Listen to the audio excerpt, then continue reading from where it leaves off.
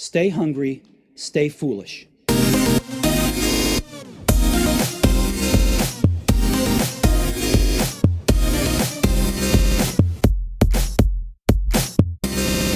Before we launch into today's episode, I'd like to thank our sponsor, Xi. Xi is boldly transforming the future of financial services with a suite of embedded finance products, empowering businesses to manage multiple payment workflows and move funds with ease. You can check out Xi at helloxi.com.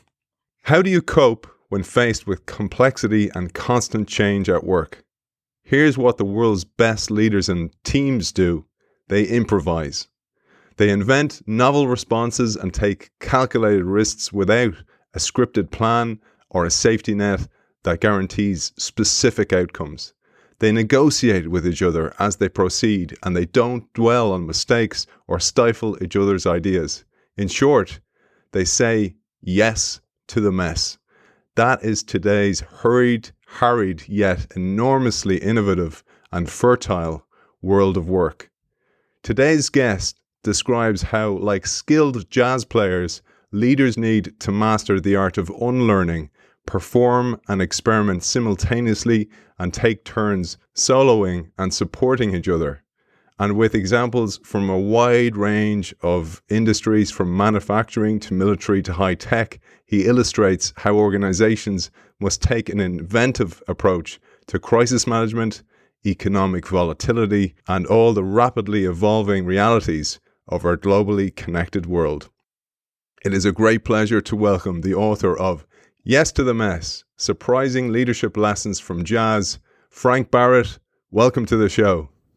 Thank you. Thank you, Aidan. Nice to meet you. It's fantastic to have you on the show, Frank, and I've learned that you are an Irishman. We're claiming you as one of ours now. So thank you. So my Frank parents would be so happy. Yeah, Frank Barrett from Mayo. Everybody knows Frank Barrett from Mayo. Maybe we'll say a shout out to your family over that side of the world. Yeah, I don't know how many of them are still there. I met a few when I visited a few years ago, but my grandparents are from Mayo. Two of them are from Achill. Beautiful, beautiful. Well, hello to the Barretts over in the west of Ireland as well. And great news for audience as well. I have a copy here behind me. I also have a copy up for grabs. Just sign up to the innovationshow.io newsletter and you will be in with a chance to win this magnificent book for people in leadership positions, for personal growth, but also for innovation. It is a beautiful read. And Frank, I wanted to mention as well, I said it to you off air before we started, and I've said it on the show before. People often ask, Aidan, you don't really ask direct questions in the show, but that's because I've adopted Frank Barrett's solo and support technique. It's what I do with the show, where I tee up the guest with a little excerpt from the book and let them improvise and bring it whichever way they want. So I want to thank you as well for giving me that language to solo and support. So let's get into it, Frank. Sure. So I thought we'd start with the origins of the book itself, which unveils the leadership mindset and the kinds of activities and skills that help leaders understand and facilitate the innovation process. And my solo here is in the late 1980s, when you were a graduate student in organizational behavior at a conference where your dissertation advisor introduced you to Carl Weick as the doctoral student who used to play jazz.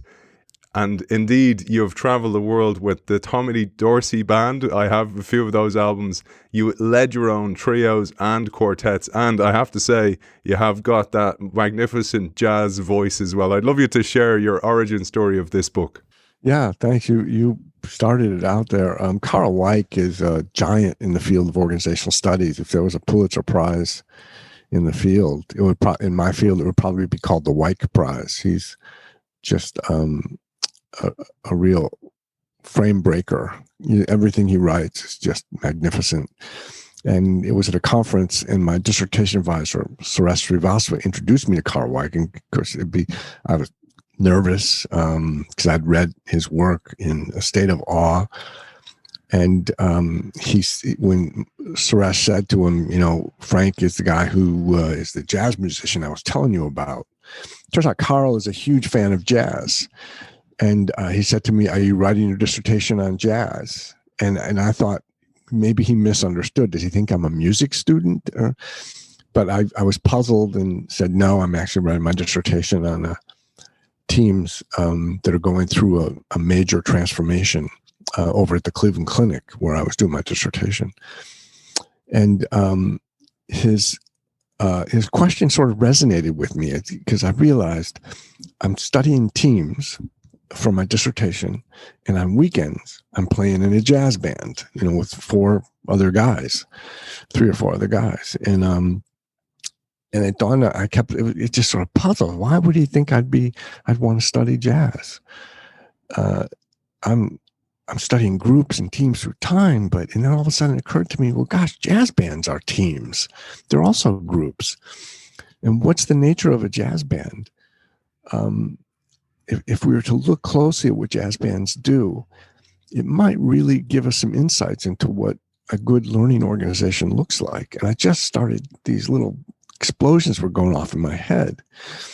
A few years later, with Mary Jo Hatch, one of my friends and colleagues, her husband at the time was a jazz drummer, and I was talking to her about this. And she said, well, why don't we do a symposium at the Academy of Management? And so I think it was 1995 or so. Yeah, it was 1995. It was in Vancouver. We held a symposium, and we brought a jazz band in and played, and we presented papers, and all of a sudden this just started to take off in my mind. And that's where the idea for the book came. I started to notice these principles that I put forth in the book, that this is what good jazz bands look like. The symposium at Vancouver was oversold. People were standing in the hallways. So it went over really big. It was a wonderful experience for me. I loved the origin story as well, like younger Frank, because you mentioned how your piano teacher at the time when you were a kid told your mother, don't be wasting your money on lessons for that kid. But then your grandfather was a vastly different character altogether, and he embedded some of the principles that have come through in this book and that we see in innovation all over. I'd love you to share this, because this was when a seed was planted, and later on, like we do in life, you recognize how valuable that was. Yeah, little did I know. I mean, my grandfather was a ragtime piano player, and he had 52 grandchildren, some outrageous number like that. But for some reason, I was his favorite, and I used to just love listening to him play piano. And I'd sit under the piano and listen to him, and then he would show me how to play certain chords and how to accompany him when we play four-handed piano. And so my mom did what a good mother would do and gave me piano lessons. And I just hated it. It was just awful, learning to play scales and finger exercises and trying to read music. And it just, it didn't click. And he basically said, you're wasting your money. This kid's not going to be a piano player. And what it really, in retrospect, what it was is I had a different mode of learning. I was excited by the whole embodiment of being with my grandfather, of playing with him, joining him, imitating him. And it was an ongoing experimentation, full embodiment. And the other lessons, the formal lessons, were all these sort of heady, cognitive, very deliberate strategies you need to learn first in order to play. Learning by rules just didn't register. It didn't even dawn on me that it was the same instrument. I know it's a strange story.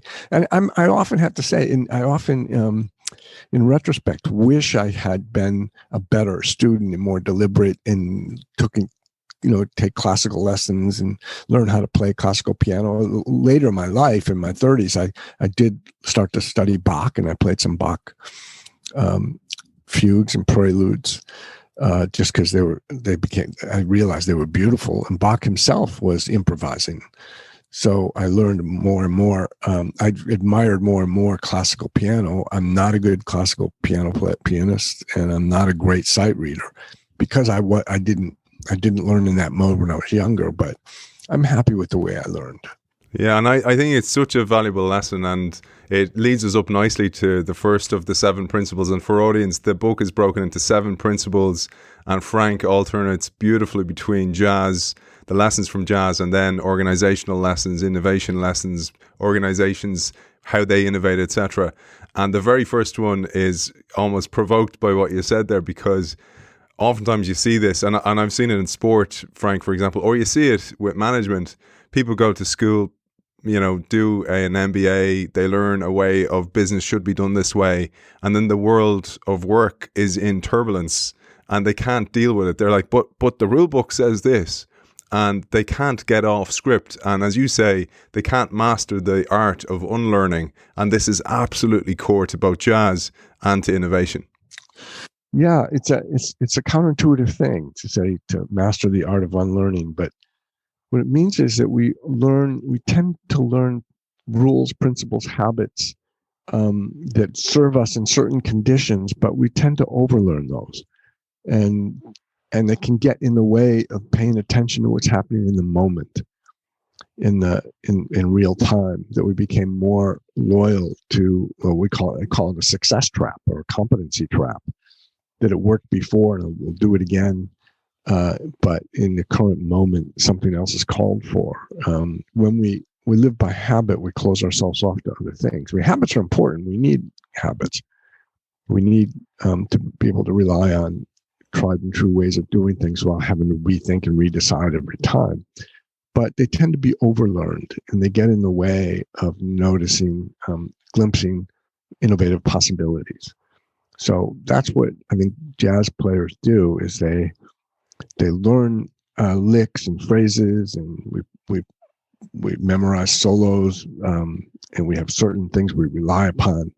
But in the moment, it's important to let go of that so you can, create something novel. I love when you talk about Drucker and you talk about your experiences with Carl Weick as well. And like us on the show here, many of our audience are fans of Peter Drucker. You say here that despite the fact that your admiration for Drucker is almost boundless, you believe his conductor metaphor fails to account for the enormous ambiguity and turbulence that we're experiencing today.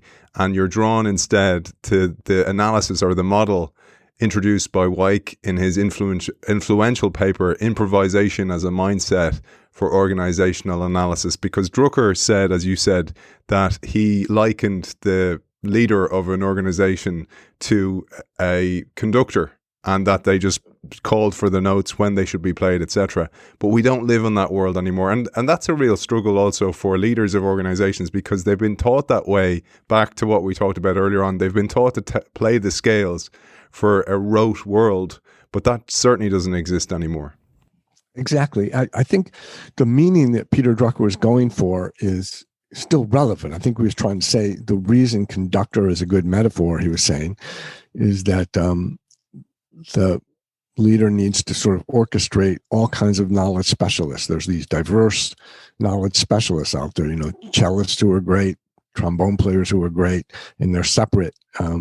They live in their own little compartments, and a good leader brings them together in a way that's fruitful. That part of the metaphor is great, but it has an unintended consequence. It still gives you the sense that the leader is orchestrating something that's already been prescripted. And that's why I think the jazz metaphor is more fruitful. And I'm going to build on that, because I loved one of the ideas you introduced called the improv paradox. And you say here, an over-reliance on learned patterns tends to limit the risk-taking necessary for creative growth, just as too much regulation and control restrict the interplay of ideas.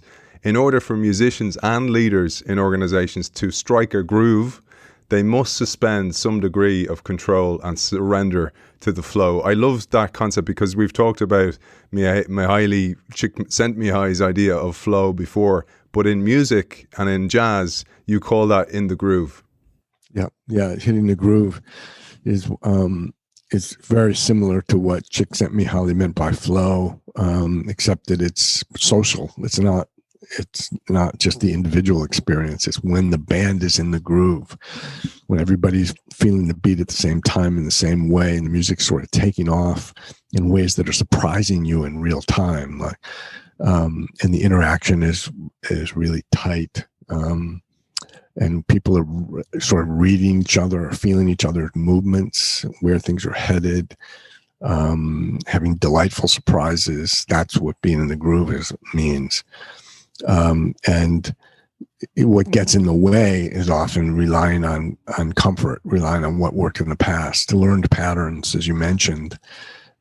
And for leaders want success and they want to guarantee something, a good outcome. That's understandable. But that instinct could also lead them to rely too much on control and regulation and control, fear of it not working well. And the improv paradox means sort of letting go of that fear, letting go and paying attention to what might emerge. Later on, Frank, I loved your comparison between Sonny Rollins and Intel's Andy Grove, the former CEO of Intel, may he rest in peace. And I'll tee you up here with a quote from Rollins that nails what you're going to build on here. You said, "As soon as I hear myself playing a familiar melody, I take the mouthpiece out of my mouth. I let some measures go by. Improvising means coming in with a completely clean slate from the first note. The most important thing is to get away from fixed functions." I thought that was so valuable about stepping away and then stepping back into it and beginning again. That's right. And that's what Andy Grove did back, in the 80s when Intel needed to change direction. They knew that they were not set up for success. And he said to his right-hand person, if let's go outside the door and walk back in again and what kind of organization will we reinvent? So he basically saying, let's let go of everything that got us into this position, and we're in an enviable position. But if we keep operating like this, things aren't going to work well. And what Sonny Rollins did, he was very well known in the 1960s, in the early 1960s, and he got tired of hearing himself play. He realized he was playing familiar patterns over and over again, and so he quit. And there were rumors like, did he have a drug problem? Was he sick? No one knew, because he was well known and he was missed. And for several years, he went underneath the Williamsburg Bridge in New York and played his saxophone. And every time he heard himself play something familiar, he'd stop.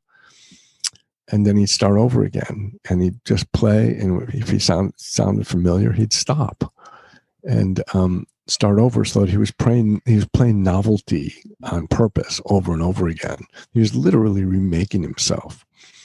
And he came out with a new album that at the time was not understood well by critics. It was kind of panned by critics. And it's now on just about everyone's list of the top 10 albums ever recorded. And it's called The Bridge, named after his sort of remaking himself under the Williamsburg Bridge. There's a movement now to rename the Williamsburg Bridge the Sonny Rollins Bridge.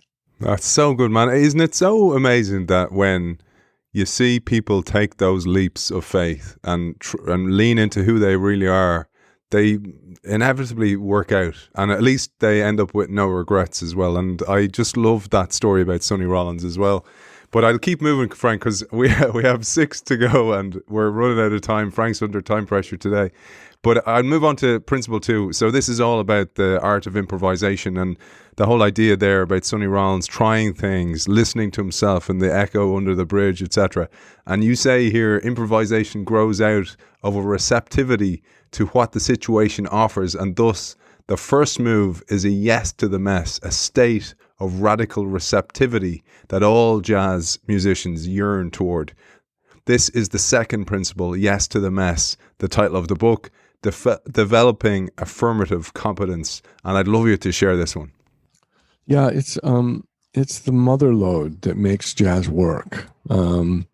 Problem solving doesn't help. You can't say, geez, I didn't like what you played. Can we go back there and do that over again?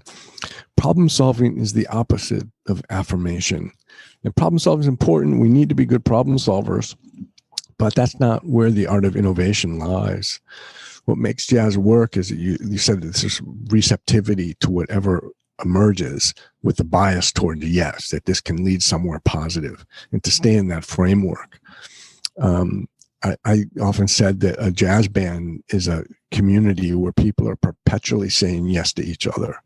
It's a perpetual yes to whatever offer you're giving us. We'll see where it leads. and with a sense that whatever is going to happen in the future is going to be positive. It's a real affirmative mindset, as I call affirmative competence. It's a hopeful image of what's possible, with a bias towards yes. And that links so beautifully back to your granddad. So that's what he did for you. He was leaning into that potential. What's Frank's potential here? I'll lean into it. I won't lean too much on his faux pas or his mistakes. I'll go again and I'll encourage him. I love that, how it links back to that all the time, Frank. I'm really glad you made that connection. With my grandfather, everything I did was perfect. I mean, I'm sure I was making mistakes all over the place, but he never once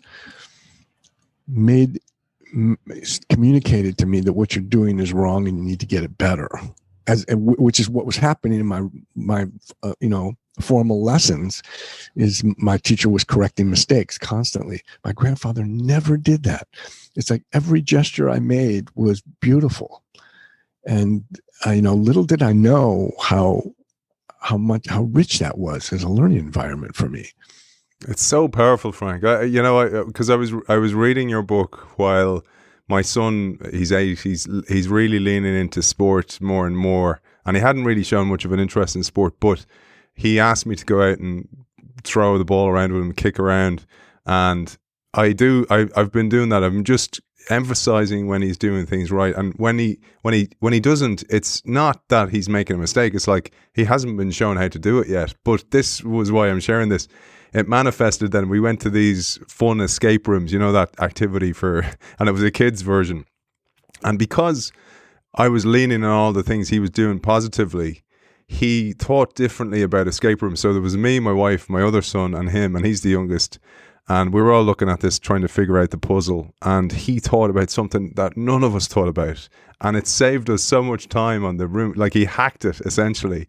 And afterwards, I made that connection with him. I was like, that's because you're looking for new solutions. And it's like when we train together, you'll find something that I don't know yet. And that's always be positive about that, son. And I want to thank you for that, because you helped me make that connection as well, right back to your granddad. So let's thank your dear granddad there as well. Yeah, thank you. I mean, my grandfather was delighted in my discoveries. Kind of like what you are saying about with your son, just the presence of someone who's delighted with your discoveries rather than trying to fix your mistakes. And if you think about it, that's the way we learn language. When we are first learning to talk, our parents are just thrilled when the first time you say the word bottle. And, there's lots of faux pas along the way, but if you treated little kids like an engineer doing problem solving, we would all turn into dribbling idiots. If you say, no, it's not it's bottle. How many times I have to tell you it's bottle? That would create a tension. It turns you into a non-learner. So having someone who celebrates discovery is a life-changing experience. I think that's that lesson. If there's nothing anybody else takes from the book, it's that. It's the idea that we live in a world today that is like childhood again. We're all discovering that world. So we need that mentality from leaders in organizations and everybody, so they're not being frozen by the fear of making mistakes, which is a huge part of this book as well. But before we move on to the third principle, Frank, I love the story that you share of the positive deviance, because I think our audience are all positive deviants out there. But this was the story in the village in Vietnam from the work of David Sternin, and you share this to highlight a focus on positive outcomes, exactly what we were talking about here. I'll let you take it away. Sure. It's a fairly long story. I'll try and keep it more simple. He was working with one of the World Health Organizations, I believe from the United Nations, going into this village in Vietnam where there was a lot of children dying of malnutrition or suffering from some form of malnutrition. And the methods that they had been using to help the villagers get good nutrition were kind of like what my piano teacher was doing. Like, here's the right way to do it. Here's what you need. Here's the food. They were giving them food. And they noticed that it wasn't making much of an impact. And one day, out of frustration, David said, is there any family here whose kids are not suffering from malnutrition? And the women in the village said, yeah, down the road there, and pointed to this one woman whose kids seemed to be doing really well. And he said, let's go see what they're doing. And that's what made it a positive deviance. He said, instead of addressing all the ways we're failing in malnutrition and what needs to be fixed, let's go look at someone who's doing something innovative and study them. And the whole village went down and sat around this woman and just asked her questions. What are you doing? How do you feed your children? And they had all kinds of new insights, like how she used, was able to find, small shrimps from the river. Most of the women avoided it because it was not healthy. Well, she had learned to boil the water. She had learned one important lesson is around rice, because rice fills you up quickly. It gives you a false sense of being full. Most of the mothers were feeding their children a full meal of rice, but it wasn't enough, and they would stop eating. But this woman would give them a little bit of rice throughout the day so that it was more nourishing. And no one had known about that. It's like what David Sternman was teaching us is change your questions, and it changes everything. Change what you're asking about, change what you focus on, and it changes everything. That's what another version of affirmative competence. I love that, because again, as you know, in innovation work, we tend to try and change the whole organization at once, or change management, and instead you look for those pockets of excellence and repeat them. So that's the real lesson I took from that brilliant story. So the third principle, Frank, is a beautiful one, and this discusses the importance of creating a culture of learning. So much the holy grail for so many organizations who listen to the show. And you say here, leaders need to do what jazz musicians do. They anticipate when people are encouraged to try something new.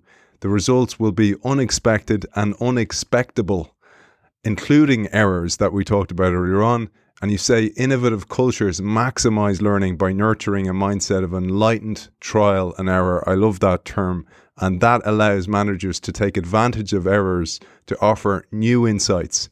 And this is a principle you call performing and experimenting simultaneously, embracing errors as a source of learning. I absolutely love that. And in there, you shared the great story of Alan Mulally when he took over as CEO of Ford. Yeah, this notion of we usually think we do all our experimentation first. I teach for the U.S. Navy, so this is the way the Navy operates.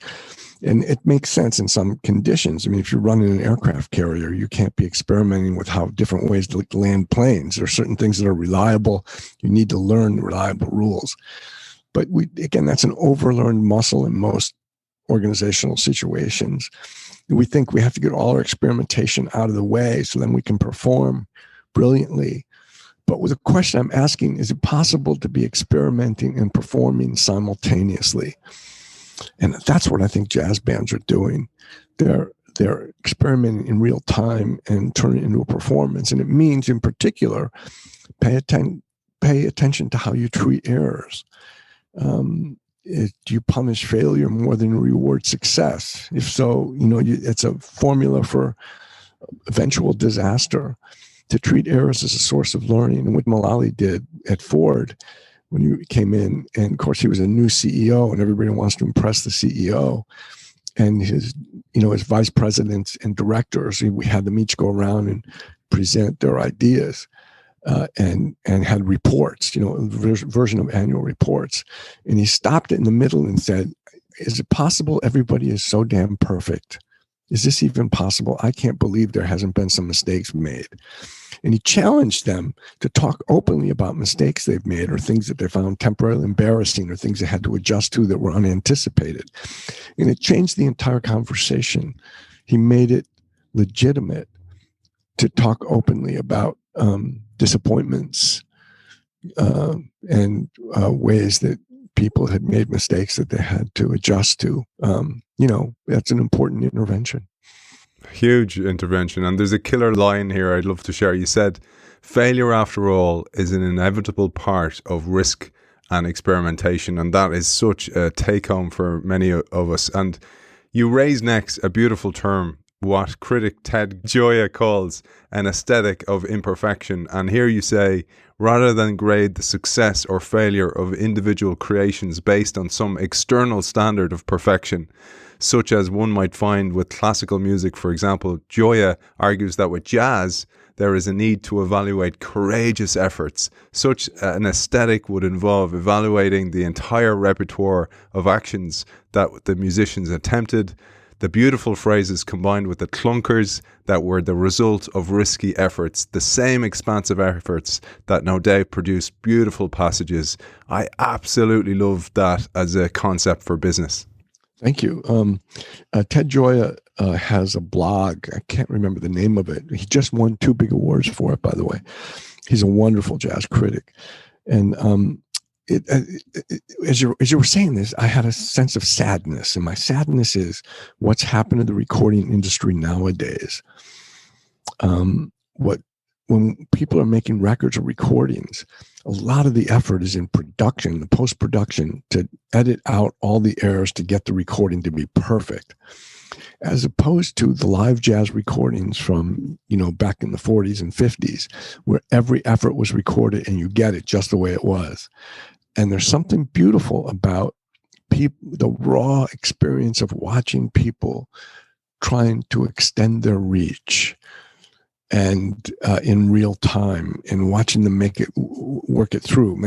John Coltrane was a perfect example of this. He would try out a phrase, and you could almost see him thinking in real time, I'm not sure I like that. Let me try it again. And he repeats it. And you can almost hear him thinking out loud, well, there's parts of this I like. Let me grab this part and see where it leads. If a production engineer was in charge of John Coltrane's recordings, I'm not sure we would get the same musician. And that saddens me about the state of music.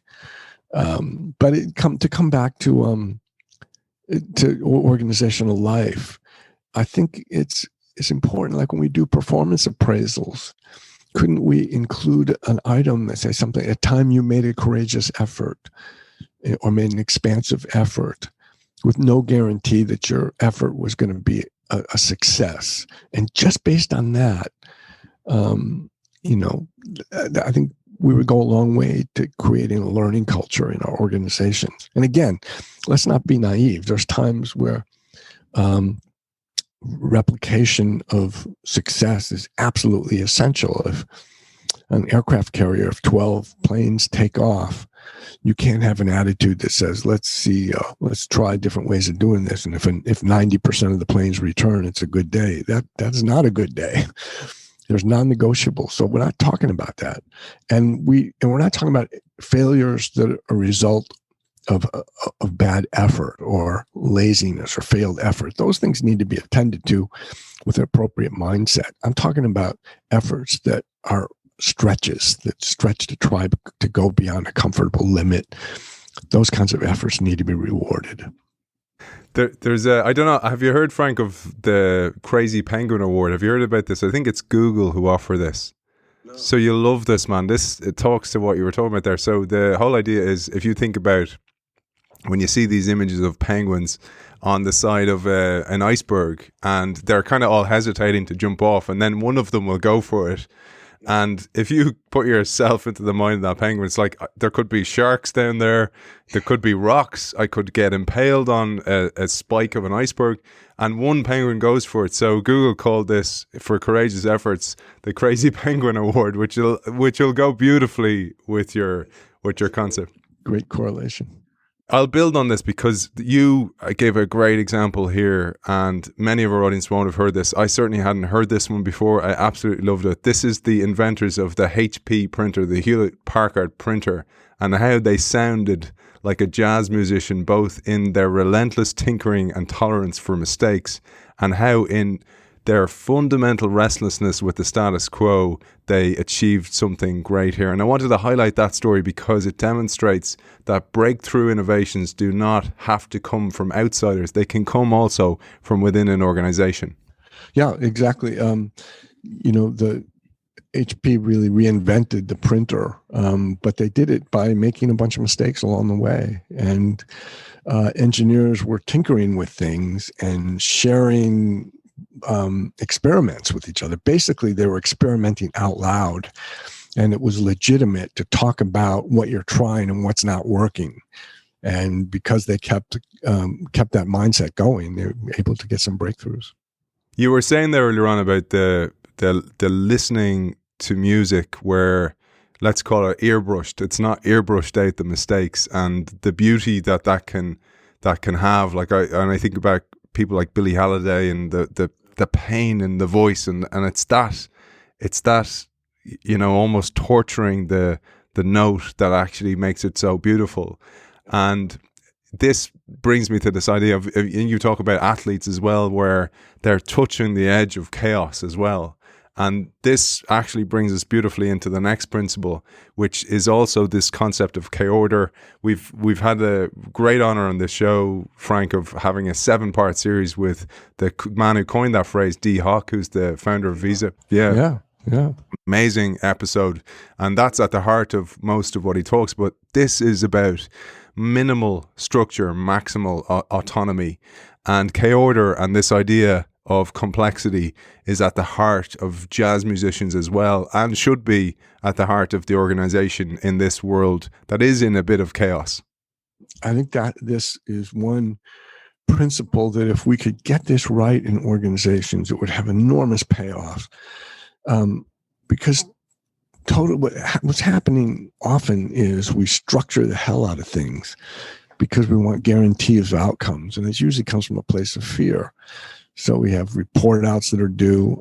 This happens in the Navy all the time. I mean, I did some work with the submarine warfare community, and oh my God! And it's important that they have a nuclear power plant on the boat. They need to have lots and lots of guarantees and report outs and check and recheck. But that's an overlearned skill, and they're doing it for everything, and so that there's just no breakthrough. The trick is, in what jazz offers as an insight here is, it's not completely unstructured. There are structures in jazz, but they're just the right amount and no more. That's why I call it minimal structure, maximal autonomy.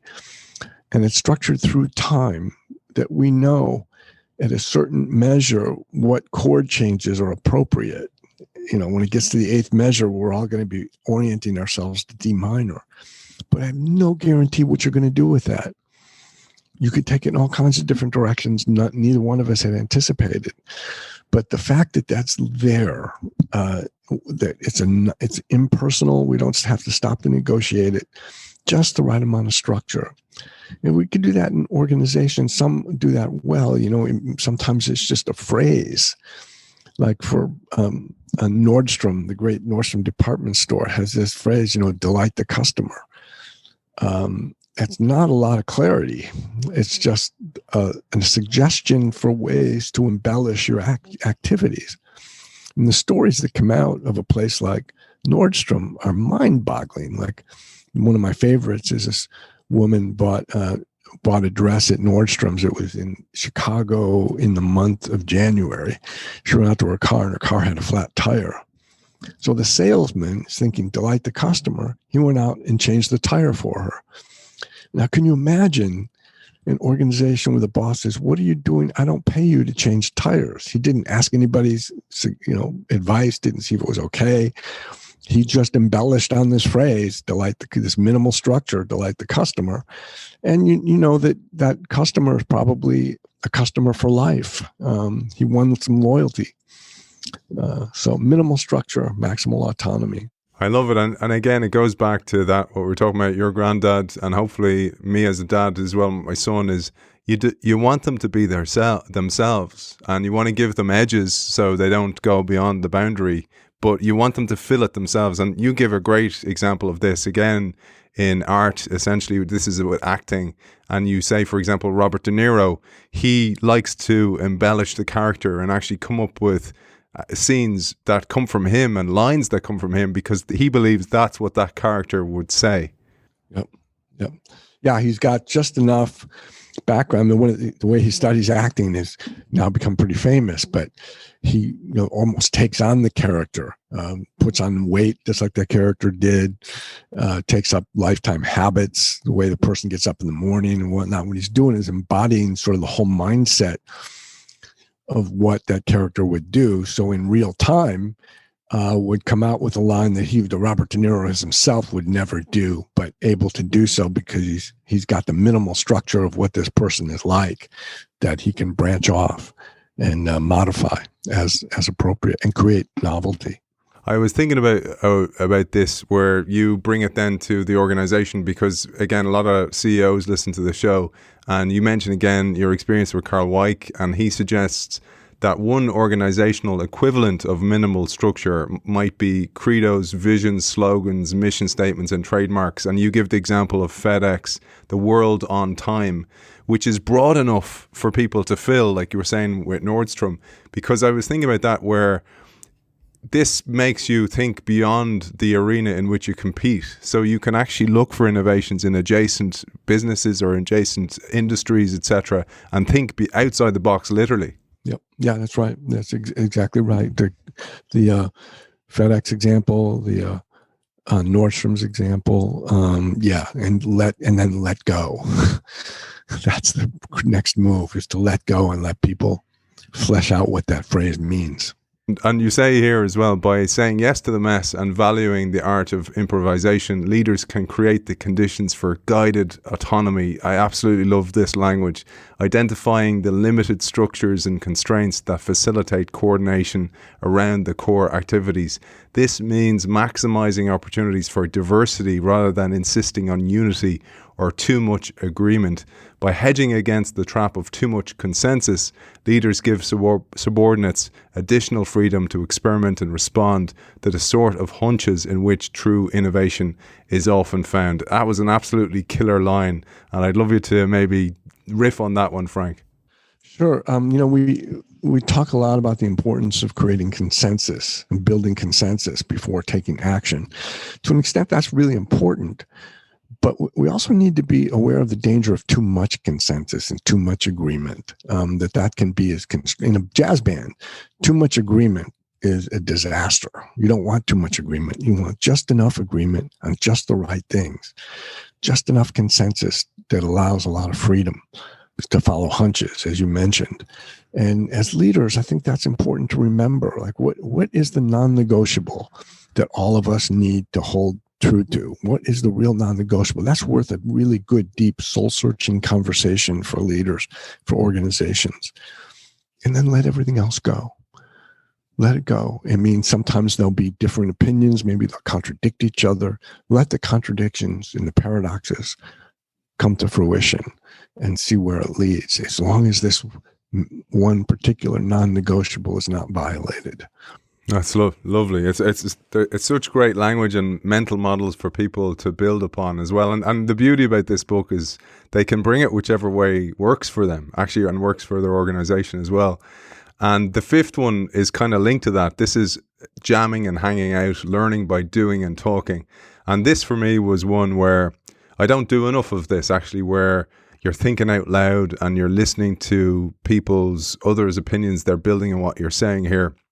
And you share here that jazz musicians live for the jam session. They love to play together, calling out songs for each other, and then they hang out afterwards to talk about the session and share experiences and insights. A special kind of knowledge transfer takes place during those sessions, one that can't be replicated in any other way. And it's funny you say here, every established jazz musician has at least one story to tell about paying their dues at a jam session where they'd been ignored or embarrassed in some way. And that uncomfort has led to breakthrough thinking for them. Everybody's got a story, an embarrassing story. It's right. I love, and by the way, if you want to, you mentioned you might want to do another session next week. If we don't get far enough, we can find a time. Awesome.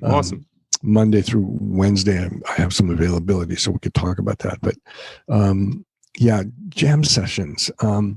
Jam sessions are places that are where you're free to experiment as wildly as possible, try things out, think out loud. And then afterwards, the sense making is really important. And I'm going to keep in mind organizational life. Where in organizations do we have white spaces where people are just hanging out and telling stories that are unofficial, off the record? Those are really important moments. They're rich with the possibility of fruitful breakthroughs for one reason, and that is it's legitimate to ask naive questions. It's impossible to overestimate that point. Where in organizational life is it legitimate to ask naive questions? Because most of the time, most of us are really interested in looking like we know what we're doing. It's too, even right at the moment when you most need to be a learner, you're more invested often in looking good, looking like you know what you're doing. When are we able to strip that away and ask questions where in your mind you think, geez, I really should know this, but I don't. I mean, I remember that in the military, this happens all the time. Where we're really big on acronyms, right? Because it's a bureaucracy and they have all these words that turn into short words based on some combination of letters. There's thousands of them. I wish I could think of one offhand. But often you see people will start using it because they hear everybody else using that word. I remember one time, it was during break, it was in the bathroom. One guy turns to another and says, "What does that mean?" I mean, he couldn't ask that in the meeting. He couldn't say that because he's supposed to look like he knew what he was talking about. That's what hanging out is like saying, why, how did we get to the point? Why are we doing this again? And, even little things like Miles Davis says, that's where he learned how to dress. This is how I learned why it's important how to dress up when you go to gigs, because he was just hawking and hanging out with Charlie Parker and Dizzy Gillespie. And, where else do you get to ask naive questions? I work for the Navy, and they had this executive training workshop that they would do. Actually, it's called executive training, executive education, where they brought admirals and flag officers together for 7 days or something to do some executive development stuff. And I looked at the schedule, and every single hour was filled with activity, with them getting input from some trainer, some executive coach or something. And I went to the designer and I said, geez, where's the white space? Like, where do they get to hang out? And she said, well, we have to demonstrate that it's worth it for them to come to Monterey, California to do this. We have to show that it's worth it. Otherwise, people at the Pentagon might think they came to Monterey just to go golfing or something. And I said, I think some of the most important learning is going to happen off script, because they're getting together for the first time, talking about each other's worlds. The unscheduled moments might be the breakthrough moments, and you've managed to just drive those out. And I don't think I made much of an impact, but it's an organizational habit, unfortunately, we've gotten into. You're so right, Frank, and I work in the same industry, by the way, now, and the mental model I have is I don't know if you're into plants, or you know when you water a pot plant, you can't just keep filling it. It needs time for the water to seep down to the roots, and I think about that with learning, and not just in organizations, in learning and all. You need that moment for the learning to seep in, but then, as you say, you need the cross-pollination of the ideas. Because to bring it to music as well, I took a course where I had a 10-year career as a professional rugby player, and I went and I during that time I kept learning, and I DJ'd on a Jazz FM, by the way, a radio station, a pirate radio station at the time. But I did things like this to keep my mind occupied, and I learned about they started to introduce these virtual studios, and those trigger machines. So you trigger and it sends off a whole sequence. So sequence machine, a sequencer, essentially. And I often think about that. That's what those sessions really are. So you're up at the top. You're not the sage on the stage. You're the sparker of ideas, and then let everybody jam together and kind of go, over to you guys, and then they talk, and that's where the learning happens. Yeah, that's where learning happens. That's right. The reason I say that is this is what this chapter really did for me. It gave me the language and the visuals here, where I saw the guys, I saw you mentioned you had this experience as well, and you learned about, for example, some people who got into drugs and all this kind of stuff, and it put you off those things. It kind of warned you off all those kind of things. Yeah, that's right. Yeah. I mean, when I was on the road, the Tommy Dorsey band, I learned a lot about things that were not really healthy. And I guess why I got off the road. This is probably my favorite one, and I probably gave away the fact that it is at the start of today's show.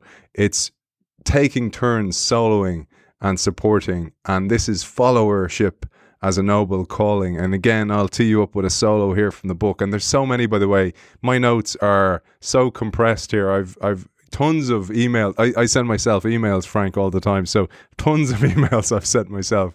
And here you say, lead, follow, or get out of the way. That old adage pretty much sums up conventional wisdom about the corporate pyramid. At the top are chief executives who give us direction. Next come the followers who fall in line. At the base is everyone else, the ones who muddle around and obstruct the way. Little wonder that boards, investors, and other stakeholders become so fixated on identifying CEOs who can fill the role of the fearless leader, however huge the raid he or she might entail on the corporate coffers. So this is the whole idea of the CEO as the hero or the icon, and those days have to subside. Yeah, absolutely. We spend so much time on thinking about leadership, so many books on leadership. If you were just to land in an airport bookstore, you would think that Steve Jobs is a god. And there's sort of even a divine narrative around him. Say before Steve Jobs, we lived in isolated darkness. And then Steve Jobs invented the iPhone, and then there was light. It sounds like Genesis. The truth is, Steve Jobs invented nothing. What he was good at was creating a culture where people could fumble around, experiment, and he stretched them, absolutely stretched them. But that's what his gift was, I think. But the reason I call attention to this is we put so much emphasis on leaders, especially heroic leaders, that we don't have a language for followership. What does a good follower look like? What does a good follower do? We don't even have a vocabulary for it. In jazz, we do. We have a vocabulary and a whole way of being that makes followership a noble calling. We call it comping, which is short for accompany. And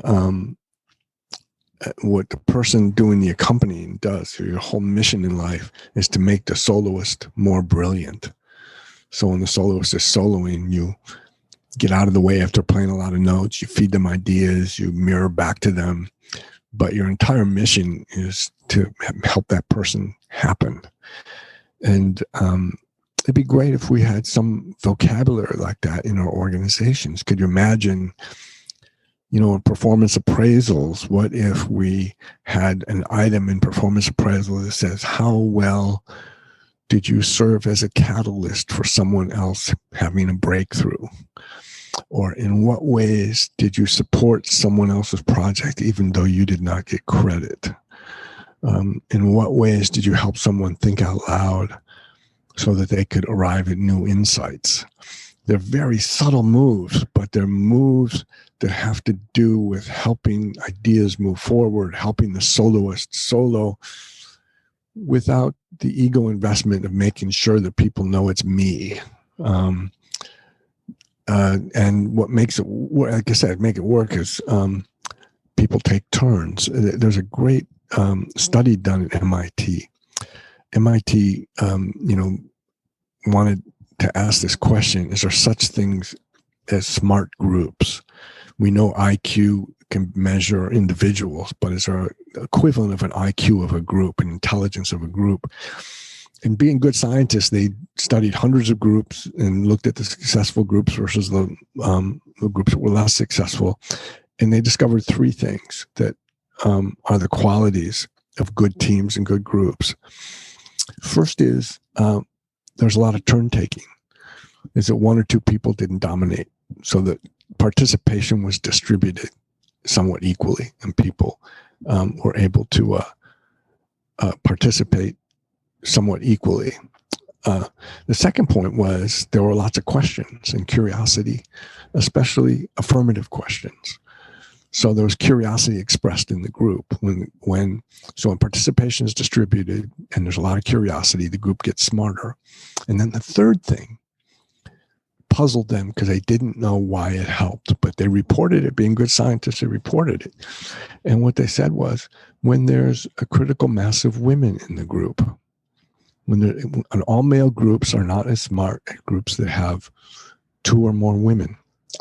And they didn't say why, because they don't know, but they just reported it. And it's a great question for us to think about. I'd love to take you up on the offer of the toolkit. Maybe we'll do the toolkit the next day. So this is where you go through all the different principles and break it out and kind of go, what can you do about it as an individual or an organization? But for now, maybe we'll finish on the final principle, which is leadership as provocative competence, a beautiful phrase that you came up with, or nurturing double vision. And I loved what you said here regarding fostering a design mindset. Again, here you say, when it comes to leadership, we too often confuse authority with influence. We assume that what is important is to get authority so that you can have influence. Yes to the Mess proposes an alternative way of thinking about leadership activities, seeing them as relational moves within an unfolding context. In this model, leadership effectiveness is judged not by authority or how far up the pyramid somebody sits, but how well they work with the resources at their disposal, no matter how limited, how effectively they help free their own potential and that of others. We probably need to introduce here as well this concept that's beautiful, your idea of provocative competence. I absolutely love this. Oh, thank you. Yeah, it's my favorite chapter. I'm working on an article on that concept right now that I hope will emerge as another book. I call it double vision, which means the leader sees the person as they're behaving right now, but also is able to envision what that person is capable of, or a system or a group. They can see what's happening in real time, but can also see what's possible. And that's the start. It's important to be able to do that, but that's not enough. What makes it a competence and makes it artful is you then introduce sort of interventions that are scaled just the right amount that demand that the system try something new, that the old ways to get out of habit patterns and experiment with new behavior or new knowledge in some ways. And then thirdly, to stay in place. So if you're going to sort of provoke a system to try something new, you better stay in place and hold the culture or hold the environment so that it will be a learning opportunity. You don't abandon them. You let them try. If staying in place means you let them try again and again and again, sort of like you mentioned my grandfather teaching me to play piano, give the person or the system room to experiment within a new provocative framework. And as you mentioned, the prototype example of this is Miles Davis, who found ways to provoke a system and demand that people show up in new ways. And by the way, it's not necessarily comfortable. It doesn't feel good necessarily. I mean, Miles used to do things like he would call off a tune on the bandstand, and as he's counting it off, he would change the key. And it drive people a little nuts because that's not the way they learn the song or not the way they learn the piece. But there's no rehearsal. This is real time. And Miles, in fact, he made it part of his policy that his band never had a rehearsal. They never once had a rehearsal. Everything they did in real time in front of an audience or in a studio. So that he wanted them to be fresh, to experiment in real time. If you've practiced this before you got here, there's part of you that's not present. So, it's a risky thing to do, but I like the notion of what it means for and it doesn't feel good, by the way, necessarily. He didn't ask for consensus. There's another example in the book, and maybe you were going to ask me about this, but the example of British Air. Do you want to say something about it first? You got there ahead of me. I'd love to expand, because I'd love to share the experience I had before we did British Airways, and this is your favorite example of provocative competence to beat the competency trap. This took place on March 2nd, 1959 at 2:30 in the afternoon in the Columbia recording studio, and this led to one of yours and mine favorite jazz albums of all time. And the reason I share this is I'll let you tell that story, and then I'd really highly recommend people did what I did for the hour before I was preparing for the show. I listened to this album. Over to you, Frank. Yeah, it was 1959, and Miles brought together his quintet, musicians who were not known outside of the music world. They weren't known yet. The tenor player was a guy named John Coltrane. Cannonball Adderley was on alto. The great Bill Evans, America's answer to Debussy, was on piano. Paul Chambers on bass, and Jimmy Cobb on drums. Each of them went on after this to have a stellar jazz career. Bill Evans and John Coltrane obviously became leaders in their own right shortly after this. But at the time, everybody was playing bebop music. Bebop was the sort of modal, well, I shouldn't use the word modal here. Bebop music was the most popular form of jazz. And Miles had been experimenting. He'd been listening to classical music, Debussy, he'd been listening to Stravinsky. He'd been in conversation with the great Gil Evans, the arranger. And he started to become aware of different modes. Now, modal music is a little different. It's built on fourths rather than thirds. It's quartal music, not tertiary music, and it's built on Eastern modes. So if we had a piano here, which I do, but I'm sure the sound wouldn't work out very well. If I thought in advance, I would have hooked my piano up through the system and I could have played it for you. So we'll just have to let that go for now. But will it take you long? Oh, let's see. I don't know. We don't have enough time, do we? Yeah, give me a minute. Let me try. Okay, cool, man. Okay. Don't go away. Hold on. Okay. I was saying before that, let me try and schedule this so you can see the piano a little bit. Is that okay? Yeah. So most jazz at that point was bebop. So here's an example of bebop.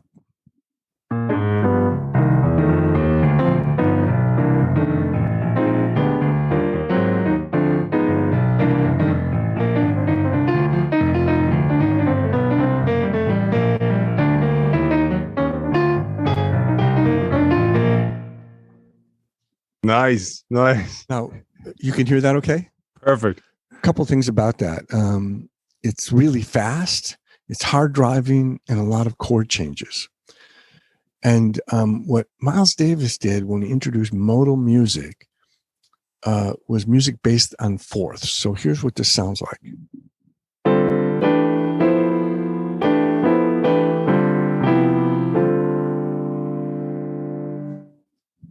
That's very different from something like this. Right? It's a very Eastern kind of music. And basically on this date in March of 1959, he had sketched out in very minimal terms a piece of music that would be played in modes. And what's interesting is the musicians had never played in these modes before, and it just had some tertiary knowledge of what modes were. They didn't have it under their fingers, so to speak. But he turned to the recording engineer and he said, "Hit it." And everything you hear on this album is first takes. All the mistakes are right there, no rehearsal. And it's the reason to mention this is it's the highest selling jazz album of all time. The title of the album is Kind of Blue.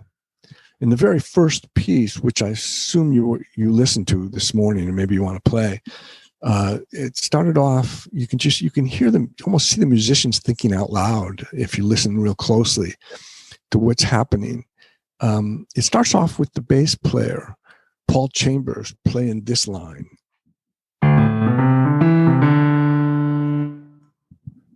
And that's the only thing that's written out. And then Bill Evans answers him with two of the most famous chords in the piano jazz history. He does this. And what's interesting is they didn't have a name for that song. So a few months later, when they were releasing this album, they named it after Bill Evans' chord changes, and they called it So What? So. Brilliant. That's where the name of that song comes from. And, Brilliant.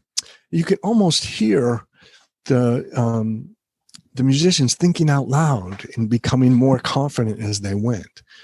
So it's a great example of provocative competence, is that Miles Davis sort of tricked them into behaving in new ways. He set up these design conditions that were unfamiliar. They had to take action.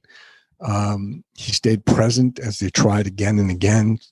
So they're able to experiment and learn through real time. So that's my story of provocative competence. Thank you for doing that. That was so great. And it's eating up our time, and our audience are going to go, what about British Airways? Do you have time to tell that story? Sure. I'll just tell the story real quick because it's another example of good provocative competence.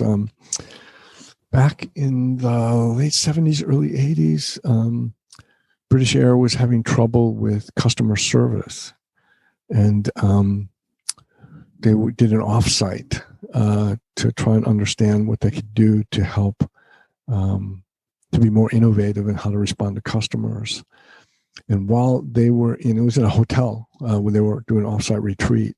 And while they were in the meeting, the vice president of marketing, I believe, went around in the hotel rooms and had all the beds taken out and put in airline seats instead.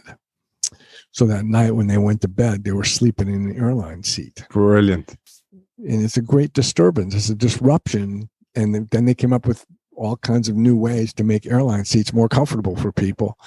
And again, it probably didn't feel good in real time, but it was a small gesture that had large consequences. They came up with all kinds of innovative things. It's kind of like what Miles Davis did when he demanded that people play in these special modes. Maybe you'll play a little bit of kind of So What during the show at some point so people can hear. Frank, I'd love to have you back on. Maybe we'll do the 11 tools of the toolkit. But I have a habit of pulling a beautiful quote, and I've pulled one as well. And when I'm giving that, it's only a short one. I'd love you to give your outro for today, for your call to action for maybe our audience, for leaders, CEOs, etc. So I'll go here very quickly, give you a moment to have a think for yourself, and then I'll play some So What on the way out. I never knew it was So What for that reason. So what? Beautiful. That's not my quote. Here it is. This new era demands focusing on teams rather than individuals, encouraging ongoing learning and innovation rather than compliance to preordained plans. Leaders do not have the luxury of anticipating or predicting every situation, training and rehearsing for it, and getting learning out of the way before executing. Rather, leaders must master the art of learning while doing and spread this mastery throughout their systems. That's why jazz bands are such provocative models for us to consider as we create teams and organizations in this 21st century. I absolutely love that as my outro, but I'm going to get out of the way here and give it over to you to close today's show. Sure. I guess if I were going to try and whittle it down, I would say for leaders, pay attention to what kind of questions you're asking. Are the questions allowing you to notice what the system looks like at its best, rather than what things are going wrong, rather than just anticipating failures and breakdowns? Can you notice when people are operating at their best? And secondly, for all members of all organizations, don't wait until you feel comfortable to try something new, because by definition, it doesn't feel comfortable. At a certain point, you have to leap in and try something, and you have to do it now. So don't wait to feel comfortable first. And Frank, for people who want to find you, where can they find you? My website is yestothemess.org, and look forward to hearing from people. It is a pleasure to have had you on the show, Frank. I absolutely look forward to part 2. Author of Yes to the Mess, Surprising Leadership Lessons from Jazz, Frank Barrett. Thank you for joining us. Thanks, Aidan. That was beautiful what you did as well. I appreciate it. Cool. Take care, Frank. Bye-bye. Have a great weekend. See you, man. And that's it for a wonderful episode of The Innovation Show with Frank Barrett on his book, Yes to the Mess. Don't forget, there's a copy up for grabs. Just sign up to the innovationshow.io newsletter and you will be in with a chance to win a hard copy of this brilliant book. I really, really enjoyed it. Looking forward to part 2 as well. Finally, just to thank our sponsor, Zai. Zai is boldly transforming the future of financial services with a suite of embedded finance products and services, empowering businesses to manage multiple payment workflows and move funds with ease. You can check out Zai at hellozai.com, and I'll see you next week for part 2 of Yes to the Mess.